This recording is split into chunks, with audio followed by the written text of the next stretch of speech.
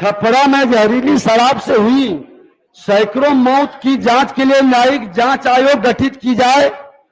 कार्य स्थगन भी आया है महोदय और पीड़ित परिवार को मुआवजा दी जाए। सदन में इस पर विमर्श हो। मेरा प्रस्ताव कि छपरा में मरे सैकड़ों लोगों के लिए सदन में शोक प्रकट किया जाए। बिहार में शराबबंदी आज गर्म मुद्दा है, सबसे ज्वलंत मुद्दा है और सबसे विवादास्पद भी। तमाम दल एक दूसरे के खिलाफ या अपने अनुकूल दल के समर्थन में बयानबाजी कर रहे हैं। ताजा मामला यह है कि जो छपरा और सिवान में लगभग 100 व्यक्ति मरे, उनके परिजनों को, पीड़ित परिवार को मुआवजा मिलना चाहिए या नहीं मिलना चाहिए, इस मुद्दे पर राजनीति गर्म है।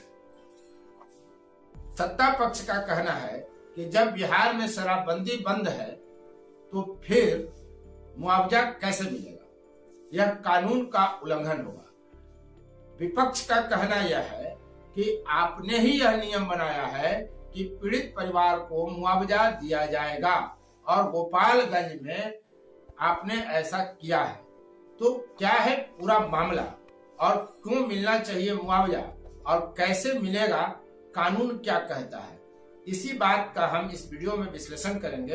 और मैं उपेंद्र कश्यप। बिहार पॉलिटिक्स इन दिनों चरम पर है।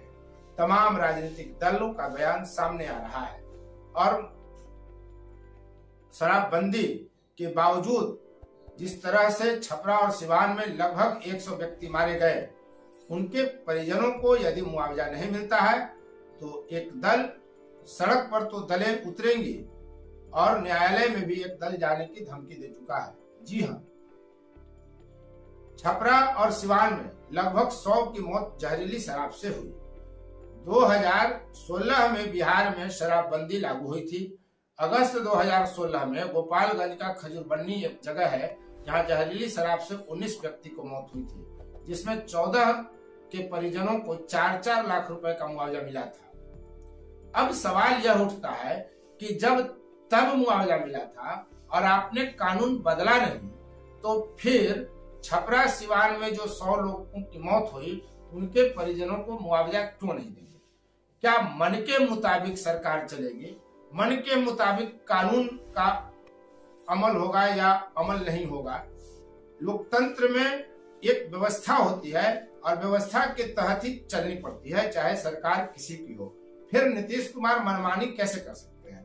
जब आप एक बार मुआवजा दे चुके हैं तो फिर दूसरी बार मुआवजा आप क्यों नहीं देंगे? 100 मौतें कम नहीं होती हैं।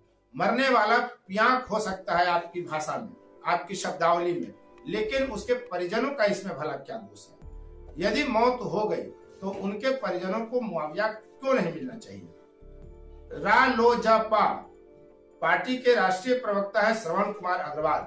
उन्होंने कहा कि जीवन यापन का खर्च देना चाहिए सरकार को। जो मौतें हुई हैं, मृतकों के परिजनों के साथ सरकार अन्याय कर रही है, ऐसा साफ साफ उनका कहना है। वहीं बिहार विधान परिषद में नेता प्रतिपक्ष सम्राट चौधरी ने कहा है कि मुख्यमंत्री हमेशा अधूरा सच बोलते हैं। और एक चीज आप जान लीजिए, सम्राट चौधरी के बयान से अलग कि अर्ध सत्य हमेशा खतरनाक होता है। सम्राट चौधरी ने कहा कि उन्हीं की सरकार ने शराबबंदी के दौरान नियमावली में जो सर्कुलर बनाया है, उसमें साफ लिखा है कि शराब से मरने वालों को मुआवजा देना है। जनता सब दे रही है, देख रही है और सही समय पर उचित जवाब जनता देगी, ऐसा प्रतिपक्ष के नेता सम्राट चौधरी का कहना है। और इसमें गलत क्या है, शायद सत्ता पक्ष को जवाब देते नहीं बनेगा। वो एक ही रट लगाए हुए है कि जब शराब बंदी है तो शराब से मौत पर मुआवजा क्यों दे। तो सवाल उठता है कि आपने यह नियम क्यों बनाया था और किस नियम के तहत आपने गोपालगंज के पीड़ितों को दिया था? यही सवाल सुशील मोदी उठा रहे हैं, जो कभी बिहार के उप मुख्यमंत्री रहे हैं। जब साथ सरकार थी तब भी शराबबंदी के बावजूद मौतें हुई थी और अभी वे राज्यसभा के सदस्य हैं, भाजपा के बड़े नेता हैं बिहार में। उनका कहना है कि बिहार उत्पाद अधिनियम 2016 की धारा 42 के तहत पीड़ित के परिजन को 4-4 लाख रुपया मुआवजा देने का प्रावधान है।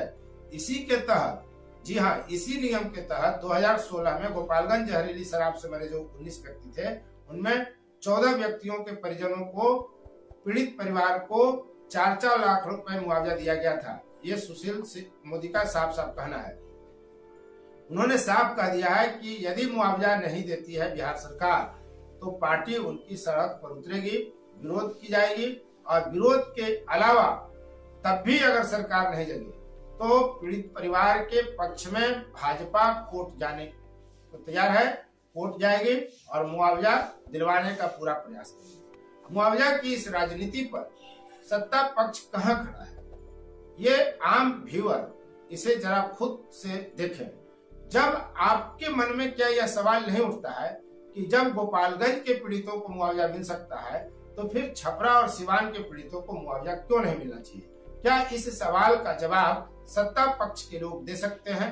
सत्ताधारी दल का यह कहना सिर्फ नीतीश कुमार का कि यह अन्याय है नियम के साथ, जो उन्होंने शराबबंदी लागू की है तो फिर शराब से मौत पर हम मुआवजा नहीं देंगे। इस बात पर एकदम जिद पाले हुए हैं नीतीश कुमार, ठीक वैसे ही जैसे शराबबंदी को लेकर वे जिद पाले हुए हैं कि बिहार में शराबबंदी लागू रहेगी, चाहे बिहार का बंटाधार हो, चाहे राजस्व का बंटाधार हो, चाहे मौतें होती रहें, उससे नीतीश कुमार को कोई फर्क नहीं पड़ने वाला है। ये सदन के अंदर छपरा में जहरीली शराब से हुई सैकड़ों मौत की जांच के लिए न्यायिक जांच आयोग गठित की जाए, कार्य स्थगन भी आया है महोदय, और पीड़ित परिवार को मुआवजा दी जाए। सदन में इस पर विमर्श हो। मेरा प्रस्ताव कि छपरा में मरे सैकड़ों लोगों के लिए सदन में शोक प्रकट किया जाए। अध्यक्ष महोदय, उत्पाद अधिनियम 2016 की धारा 42 में 4-4 लाख मुआवजा गोपालगंज में मिला था। और अध्यक्ष महोदय, आपका ध्यान आकृष्ट करूंगा कि मेरे अनुपस्थिति में आसन द्वारा मेरे संबंधी के संबंध में सरकार को जांच का निर्देश दिया गया, प्रति सदन पटल पर रखा जाए। और यह आरोप महोदय झूठा है, एफआईआर में कहीं चौहद्दी में भी नाम नहीं है।